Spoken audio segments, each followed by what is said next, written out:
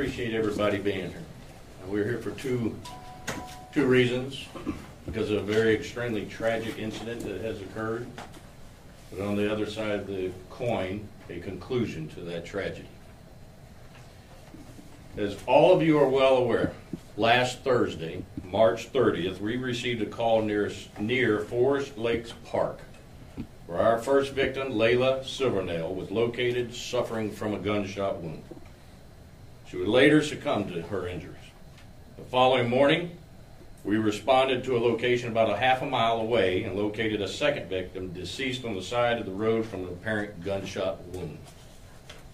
Then on Saturday, April 1st, my deputies located Layla's car abandoned and partially submerged in a pond about 9 miles from the location where she was found. My investigators located the third victim inside of the car. And I'll go ahead and tell you, because you've been asking me for specific details. She was located in the trunk. Now, I want to clear up before we get into those details, based on the interviews, digital evidence from her phone, she was there of her own free will. Now, I'm going to start off by thanking all of the entities. If there's ever a true example of law enforcement, communities coming together and a almost perfect collaboration to come to a conclusion in a week on a triple homicide is truly amazing. Those entities include the FBI, FDLE, U.S. Marshal's Office, and in my opinion, probably the best state attorney in the state of Florida for the 5th Judicial Circuit, Bill Gladson's assistant state attorneys. OPD, my deputies, detectives, forensic professionals, and our citizens, who are truly amazing. Now this one's going to come a shock to you. That includes you, the media. You helped us of getting information. My emotions right now are all over the place because I am so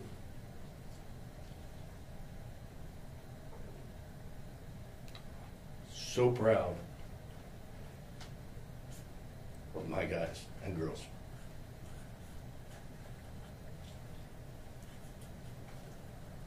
I didn't do a damn thing, but they stepped up to the plate. And yes, you put information out there, and I'll admit this, you wore my ass out of interviews, you hounded me, but don't ever think I didn't use you as well to get the information I needed.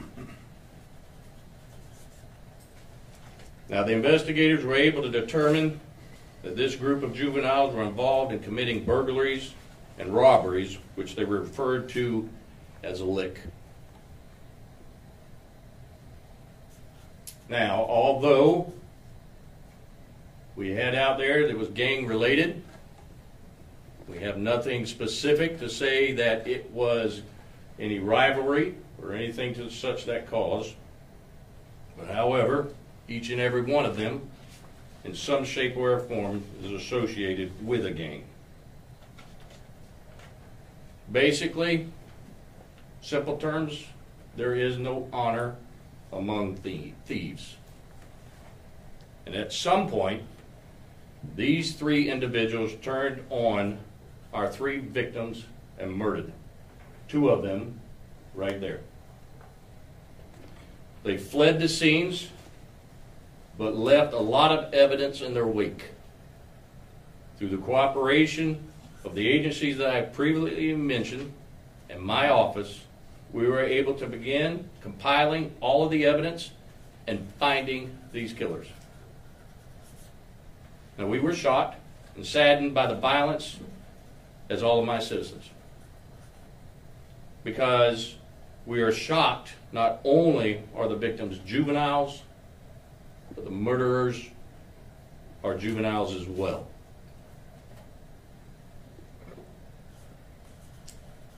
I know each of you in the media here and viewers out there probably heard us in law enforcement or even in community events talk about what is the problem. And I'm going to go ahead and address the first thing that I know it's going to come up. Because there are individuals out there viewing, and to include some of you media, that want to blame the one thing that has no ability or the capacity to commit the crime itself.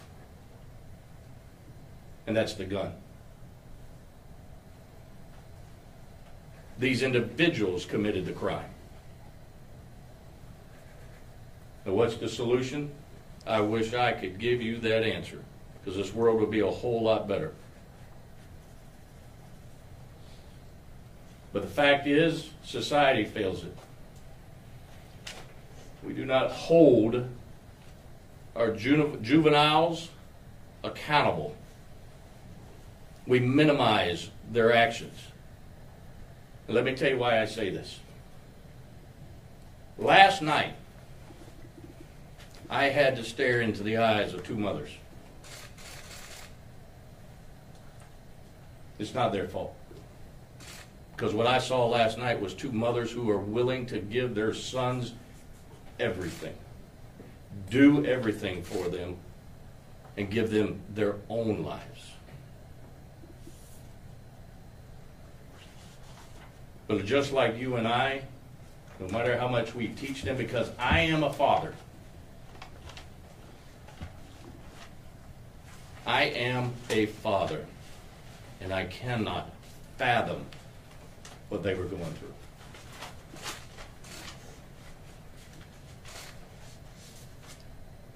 These mothers and mothers across this nation need all of your help. Because here's what infuriates me. I've got a particular media who has a problem with putting photos of juveniles out. Now, we do it what the law says we can do. Put these photos out. I put myself in the shoes of those mothers because I heard one of them say it. I wish I would have known what this one was doing and who they were, because my kid never would have hung out with them. And to think and believe to minimize any actions that is criminal of a juvenile is a disservice, and frankly, stupid to think. We need to hold them accountable. And then hope that we can change them.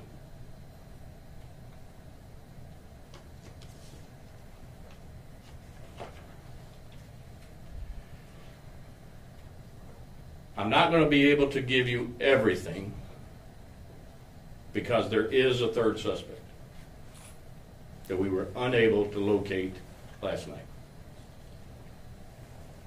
But however, you will receive, you may already have it, the probable cause affidavit that tells you the details of the events that occurred. I will tell you this. I already told you of the witness hearing the gunshots. That is when all three were killed. The suspects were in the vehicle.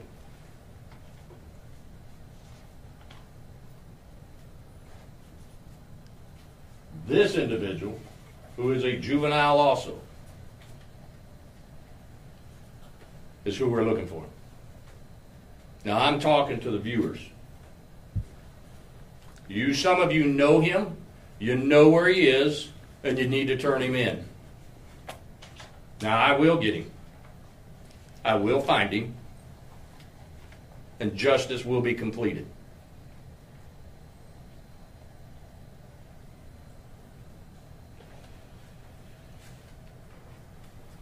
As you can imagine, my thoughts are all over this page right now.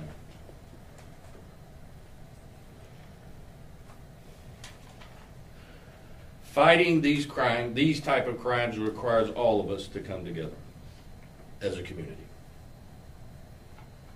And Marion County stepped up to the plate. And we've been successful. Now, I know I've forgotten something, and I'm missing something, so I'm going to open up the floor to questions. Any type of motive given? Mentioned it, robbery. All be Sheriff Woods, Go to her first. I want to clarify, I know you said the suspects were in the vehicle, so are you saying all 6 were in there at one time? Yes, ma'am. And so, the 3 individuals, the 2 that are in custody and this person, they turned on the other 3 in the vehicle, and that's how this unfolded? That's correct. In the commission of a robbery of the 3 victims? Not going to get into too many more of those details because of the third suspect. Sheriff Woods, Ted Williams with Fox News. Did the suspects and the 3 dead teens, have you been able to determine how long they've known each other? Short time? Sheriff, you mentioned the gun. Do we know how the suspect got a hold of the weapon? Car burglaries. Yeah. Ain't that right? All the gun laws we got in place didn't prevent it, did it? Neither will any new ones. Because here's the fact. The bad guy's going to get a gun no matter what law you have put in place. These juveniles shouldn't even possess a handgun. But they did. And I'll go back to you. Add your question. A simple burglary, as some people will say, but I don't consider anything simple when it comes to a burglary. The law allows me, I'll plaster their face up on this page, up on my page, up on media. I will hand it out if the law allows me, because parents have the right to know who their kids are hanging out with and preventing this. What did the suspect's parents say when you spoke with them about their arrest?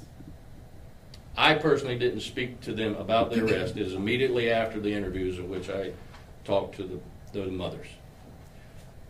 But really, they don't have a whole lot to say. If you're a parent, put yourself in their shoes. Holy hell. Panic. I'm scared to death as a parent. Embarrassed. Ashamed. What do you think they're going to say? Sheriff Woods, do you know if these 3 juveniles will be tried as adults? All right, State Attorney's Office is reviewing that right now, okay? So I don't want to say yes and then you turn around no, then you'll end up calling me a liar at some point. So. What does to kind of piggyback off that, so what does accountability look like for you? I know you talked about juveniles being held accountable for their actions. I will refrain an awful lot on that answer to this question, to the full extent of the law. Okay, don't take me wrong. I might be hard on people, but I also have a heart. And I've already told you, I am a father. But here's the one thing my boys know. Growing up, the freaking barber had my permission to whip their asses. And not only that, when this stuff came up on TV, I pointed them. I said, you don't have to worry about the law coming after you. Full extent. Because they took a life. Are y'all comprehending that? They took a life without thought.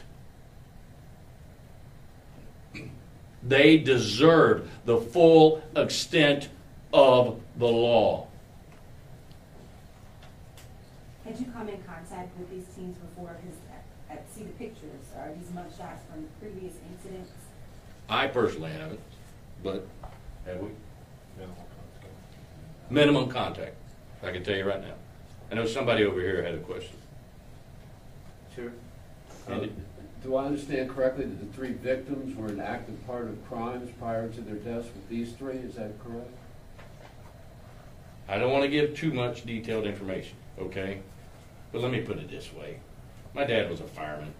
Always said, where there's smoke, there's fire, okay?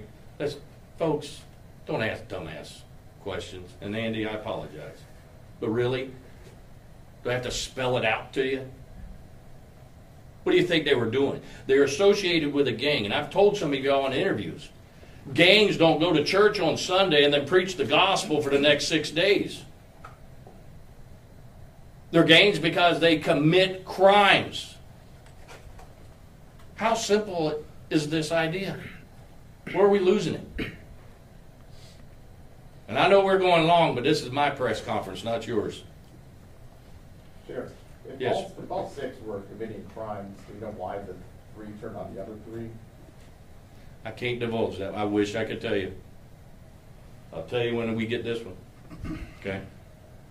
Listen, I want to tell you everything. I really do. And since day one, I've wanted to tell you anything. They have had a leash on me like you wouldn't believe. Next. Let's get somebody new. Do we know the timeline of the three victims in terms of how they were shot? Was it all at once? And then, Hold back. okay. You heard the bosses. Yes, sir.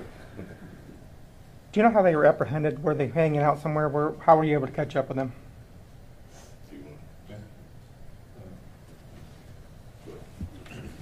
The one subject on the previous photo, Rob Robinson, was in custody already at the juvenile detention facility. And the Christopher Atkins, the 12-year-old, we've located him at his house yesterday after serving a search warrant. So they weren't on the run or anything. Were they even surprised to even see you show up? Yes, they were very surprised we showed up. Are you able to make any statements as to what they said? I'll leave that to the sheriff. No, you'll get that eventually. We told you he was in DJJ. He was arrested by OPD the next morning after the murder. What were the charges on that? And a fray at the school. Oh, that's what I call a light bulb coming on right there. Remember I just talked about minimizing and holding students accountable? Our school districts, not just here, I'm not going to point out just mine, school districts across this state and across this nation need to quit minimizing the actions of their students. Hold them accountable. That's where the failure is. Do we know where the last suspect was seen?